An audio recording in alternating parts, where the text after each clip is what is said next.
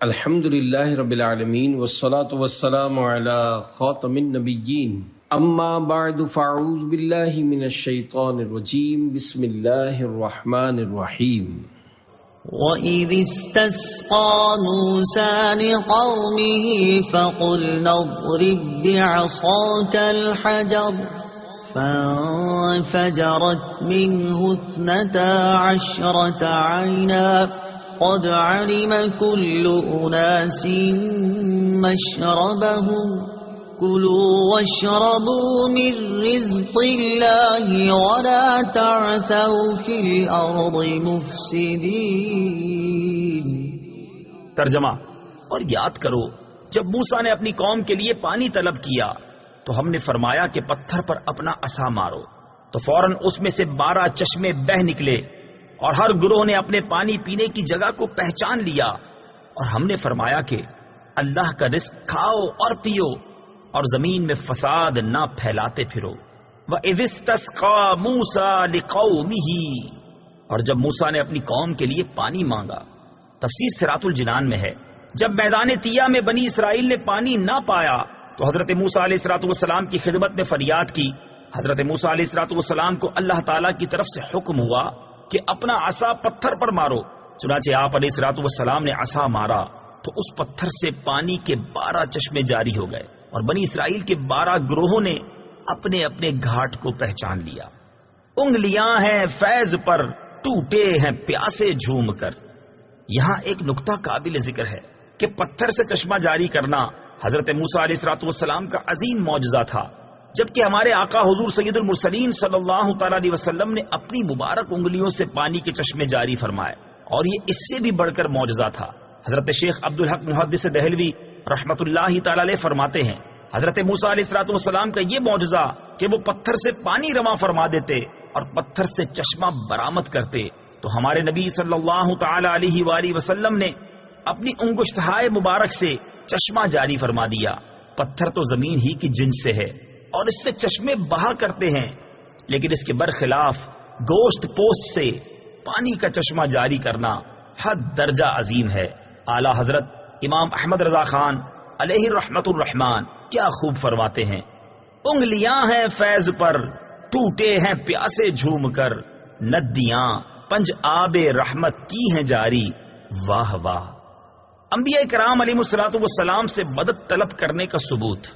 اس آیت میں لوگوں کا انبیاء کرام علیہ السلام کی بارگاہ میں استعانت کرنے اور انبیاء کرام علیہ السلام کے ان کی مشکل کشائی فرمانے کا ثبوت بھی ہے۔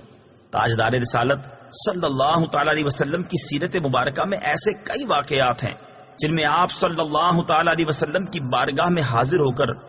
لوگوں نے اپنی مشکلات عرض کی اور آپ صلی اللہ تعالی علیہ وسلم نے ان کی مشکل کشائی فرمائی۔ ان میں سے 2 واقعات سماعت فرمائیں۔ نمبر 1، بخاری شریف کی حدیث ہے، حضرت جابر بن عبداللہ رضی اللہ تعالی عنہ فرماتے ہیں، میرے والد حضرت عبداللہ بن عمرو بن حرام رضی اللہ تعالی عنہ وفات پا گئے اور ان پر قرض تھا، تو میں نے نبی کریم صلی اللہ تعالی علیہ وآلہ وسلم سے ان کے قرض خواہوں سے متعلق مدد طلب کی کہ وہ ان کا قرضہ کچھ کم کر دیں۔ حضور پر نور صلی اللہ تعالی علیہ وسلم نے اس بارے میں ان سے بات کی تو انہوں نے ایسا نہ کیا۔ آپ صلی اللہ تعالی علیہ وسلم نے مجھ سے ارشاد فرمایا، تم جاؤ اور ہر قسم کے کھجوروں کی الگ الگ ڈھیریاں بناؤ اور پھر مجھے پیغام بھیج دینا۔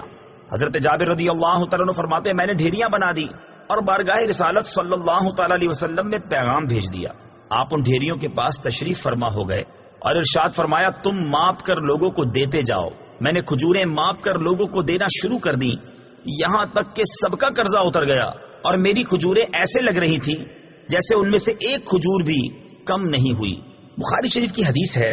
حضرت سالم بن ابی جعد رضی اللہ تعالی عنہ حضرت جابر بن عبداللہ رضی اللہ تعالی عنہ سے روایت کرتے ہیں کہ حدیبیہ کے دن لوگوں کو پیاس لگی اور نبی کریم صلی اللہ تعالی علیہ وآلہ وسلم کے سامنے چمڑے کا ایک تھیلا تھا جس میں موجود پانی سے وضو فرما رہے تھے۔ صحابہ کرام علیہ رضوان حضور پر نور صلی اللہ تعالی علیہ وسلم کے گرد ہلکا ڈال کر کھڑے ہو گئے، تو آپ صلی اللہ تعالی علیہ وسلم نے ارشاد فرمایا، کیا بات ہے؟ صحابہ کرام رضی اللہ تعالی عنہم نے عرض کی، یا رسول اللہ صلی اللہ تعالی علیہ وسلم، ہمارے پاس پانی نہیں ہے جس سے ہم وضو کریں اور اسے پی سکیں، صرف وہی پانی ہے جو آپ کے سامنے موجود ہے۔ حضور اقدس صلی اللہ تعالی علیہ وسلم نے اپنا دست مبارک اس تھیلے میں رکھ دیا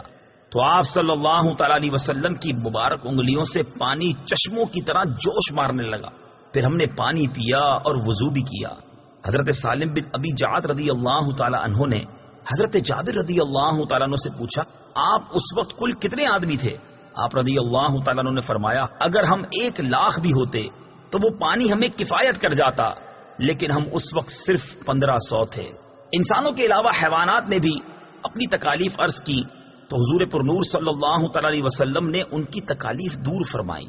اور جمادات نے بھی اپنی مرادیں عرض کی تو سرکار دو عالم صلی اللہ تعالی علیہ وآلہ وسلم نے ان کی مرادیں بھی پوری فرمائیں، جیسا کہ احادیث اور سیرت کی کتابوں میں تفصیل کے ساتھ مذکور ہے. اعلی حضرت امام احمد رضا خان علیہ رحمت الرحمان کیا خوب فرماتے ہیں، ہاں یہی کرتی ہیں چڑیاں فریاد، ہاں یہی چاہتی ہیں ہر نیداد، اسی در پہ شترانے ناشاد گلائے رنج و عنا کرتے ہیں. کلو وشربو، کھاؤ اور پیو. تفسیر صراط الجنان میں ہے حضرت موسیٰ علیہ الصلوۃ والسلام کی قوم سے فرمایا گیا کہ آسمانی طعام من و سلوہ کھاؤ اور اس پتھر کے چشموں کا پانی پیو جو تمہیں فضل الہی سے بغیر محنت کے میسر ہے، اور اس بات کا خیال رکھو کہ فتنہ و فساد سے بچو اور گناہوں میں نہ پڑو. ہر امت کو یہی حکم تھا کہ اللہ تعالیٰ کا رزق کھاؤ لیکن فساد نہ پھیلاؤ، یعنی رزق کے استعمال سے منع نہیں فرمایا بلکہ حرام کمانے، حرام کھانے، کھا کر خدا کی ناشکری اور نافرمانی سے منع کیا گیا ہے. وَإِذْ قُلْتُمْ يَا مُوسَى لَن نَّصْبِرَ عَلَىٰ طَعَامٍ وَاحِدٍ فَادْعُ لَنَا رَبَّكَ يُخْرِجْ لَنَا مِمَّا تُنبِتُ الْأَرْضُ مِن بَقْلِهَا وَقِثَّائِهَا وَفُومِهَا وَعَدَسِهَا وَبَصَلِهَا قَالَ أَتَسْتَبْدِلُونَ الَّذِي هُوَ أَدْنَىٰ بِالَّذِي هُوَ خَيْرٌ اهْبِطُوا مِصْرًا فَإِنَّ لَكُم مَّا سَأَلْتُمْ وَضُرِبَتْ عَلَيْهِمُ الذِّلَّةُ وَالْمَسْكَنَةُ وَبَاءُوا بِغَضَبٍ مِّنَ اللَّهِ ذَلِكَ بِأَنَّهُمْ كَانُوا يَكْفُرُونَ بِآيَاتِ اللَّهِ وَيَقْتُلُونَ النَّبِيِّينَ بِغَيْرِ الْحَقِّ ذَلِكَ بِمَا عَصَوا وَكَانُوا يَعْتَدُونَ. ترجمہ: اور جب تم نے کہا اے موسیٰ ہم ایک کھانے پر ہرگز صبر نہیں کر سکتے، لہٰذا آپ اپنے رب سے دعا کیجئے کہ ہمارے لیے وہ چیزیں نکالے جو زمین اگاتی ہے، جیسے ساگ اور ککڑی اور گندم اور مسور کی دال اور پیاز. فرمایا کیا تم بہتر چیز کے بدلے میں گھٹیا چیزیں مانگتے ہو؟ اچھا پھر ملک مصر یا کسی شہر میں قیام کرو،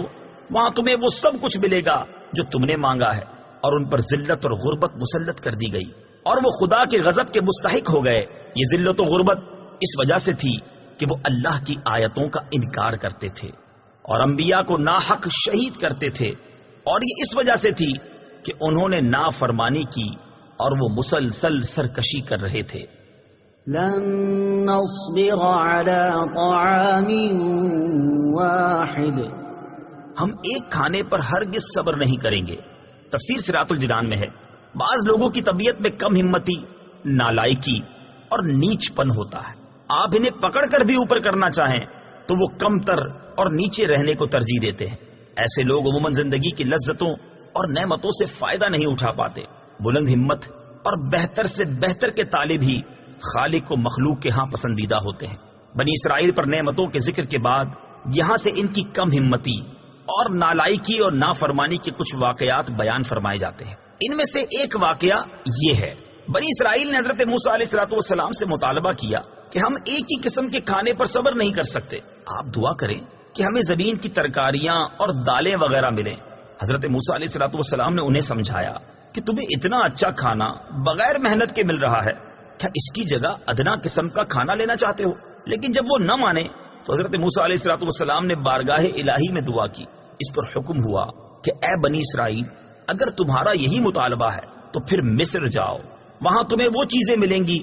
جن کا تم مطالبہ کر رہے ہو. مصر سے مراد یا تو ملک مصر یا مطلقاً کوئی بھی شہر ہے. بڑوں سے نسبت رکھنے والے کو کیا کرنا چاہیے؟ یہاں اس بات کا خیال رکھیں کہ ساگ، ککڑی وغیرہ جو چیزیں بنی اسرائیل نے مانگی ان کا مطالبہ گناہ نہ تھا. من و سلوہ جیسی نعمتیں بے محنت چھوڑ کر ان کی طرف مائل ہونا پست خیالی ہے. ہمیشہ ان لوگوں کا میلان طبع پستی ہی کی طرف رہا، اور حضرت موسیٰ اور حضرت ہارون علیہم الصلاۃ والسلام ایسے جلیل القدر بلند ہمت انبیاء کے بعد تو بنی اسرائیل کے نیچ پن اور کم حوصلگی کا پورا ظہور ہوا. جب بڑوں سے نسبت ہو تو دل و دماغ اور سوچ بھی بڑی بنانی چاہیے، اور مسلمانوں کو تو بنی اسرائیل سے زیادہ اس بات پر غور کرنا چاہیے کہ ان کی نسبت سب سے بڑی ہے. ضربت علیہم الذلۃ والمسکنہ، ان پر ذلت و غربت مسلط کر دی گئی. تفسیر صراط الجنان میں ہے، یعنی یہودیوں پر ان کے گھٹیا کردار کی وجہ سے ذلت و غربت مسلط کر دی گئی. ان پر غضب الہی کی صورت یہ ہوئی کہ انبیاء علیہم الصلاۃ والسلام اور صلحاء کی بدولت جو رتبے انہیں حاصل ہوئے تھے وہ ان سے محروم ہو گئے. اس غضب کا باعث صرف یہی نہیں تھا کہ انہوں نے آسمانی غذاؤں کے بدلے زمینی پیداوار کی خواہش کی، یا حضرت موسیٰ علیہ الصلوۃ والسلام کے زمانے میں اسی طرح کی اور خطائیں کی، بلکہ عہد نبوت سے دور ہونے اور زمانہ دراز گزرنے سے ان کی دینی صلاحیتیں باطل ہو گئیں. اللہ تعالیٰ کی آیتوں کے ساتھ کفر کا راستہ اختیار کیا. انہوں نے حضرت زکریا، حضرت یحییٰ اور حضرت شعیاء علیہم الصلاۃ والسلام کو شہید کیا، اور ایسا ناحق قتل کیا کہ اس کی وجہ خود یہ قاتل بھی نہیں بتا سکتے. انہوں نے نافرمانی اور سرکشی کا راستہ اختیار کیا. الغرض ان کے عظیم جرائم اور قبیح ترین افعال کی وجہ سے ان پر اللہ تعالیٰ کی لعنت ہوئی. ان پر ذلت و غربت مسلط کی گئی اور وہ غضب الہی کے مستحق ہوئے. بنی اسرائیل کی ذلت و غربت سے مسلمان بھی نصیحت حاصل کریں. بنی اسرائیل بلند مراتب پر فائز ہونے کے بعد جن وجوہات کی بنا پر ذلت و غربت کی گہری کھائی میں گرے، کاش ان وجوہات کو سامنے رکھتے ہوئے عبرت اور نصیحت کے لیے ایک مرتبہ مسلمان بھی اپنے اعمال و افعال کا جائزہ لے لیں اور اپنے ماضی و حال کا مشاہدہ کریں کہ جب تک مسلمانوں نے اللہ تعالیٰ اور اس کے حبیب صلی اللہ تعالی علیہ وآلہ وسلم کے احکامات کی پیروی کو اپنا سب سے اہم مقصد بنائے رکھا اور اس راہ میں آنے والی ہر رکاوٹ کو جڑ سے اکھاڑ چھوڑا، تب تک دنیا کے کونے کونے میں ان کے نام کا ڈنکا بجتا رہا. اور جب سے انہوں نے اللہ تعالیٰ اور اس کے حبیب صلی اللہ تعالی علیہ وسلم کے احکامات سے نافرمانی اور سرکشی والا راستہ اختیار کیا، تب سے دنیا بھر میں جو ذلت و رسوائی مسلمانوں کی ہوئی ہے اور ہو رہی ہے وہ سب کے سامنے ہے. ان الذين آمنوا والذين هادوا والنصارى والصابئين من آمن بالله واليوم الآخر وعمل صالحا فلهم أجرهم عند ربهم ولا خوف عليهم ولا هم يحزنون.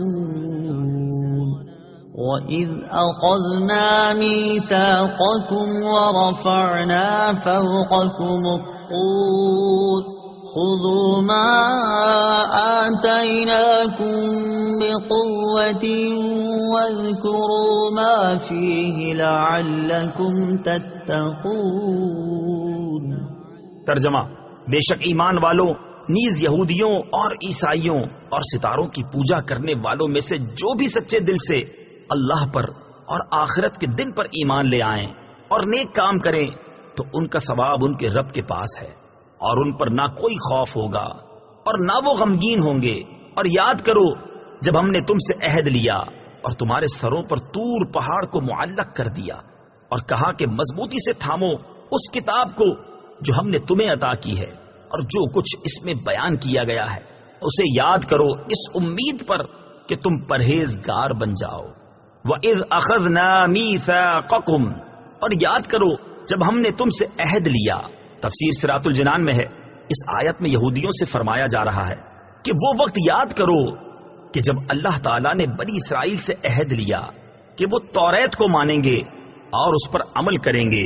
لیکن پھر انہوں نے اس کے احکام کو بوجھ سمجھ کر قبول کرنے سے انکار کر دیا، حالانکہ انہوں نے خود بڑی التجا کر کے حضرت موسیٰ علیہ الصلوۃ والسلام سے ایسی آسمانی کتاب کی درخواست کی تھی جس میں قوانین شریعت اور آئین عبادت مفصل مذکور ہوں، اور حضرت موسیٰ علیہ الصلوۃ والسلام نے ان سے بار بار اس کے قبول کرنے اور اس پر عمل کرنے کا عہد لیا تھا، اور جب وہ کتاب عطا ہوئی تو انہوں نے اسے قبول کرنے سے انکار کر دیا اور عہد پورا نہ کیا۔ جب بنی اسرائیل نے اللہ تعالیٰ سے کیا ہوا عہد توڑا تو حضرت جبریل امین علیہ الصلوۃ والسلام نے اللہ تعالیٰ کے حکم سے طور پہاڑ کو اٹھا کر ان کے سروں کے اوپر ہوا میں معلق کر دیا، اور حضرت موسیٰ علیہ الصلوۃ والسلام نے ان سے فرمایا تم یا تو عہد قبول کر لو ورنہ پہاڑ تم پر گرا دیا جائے گا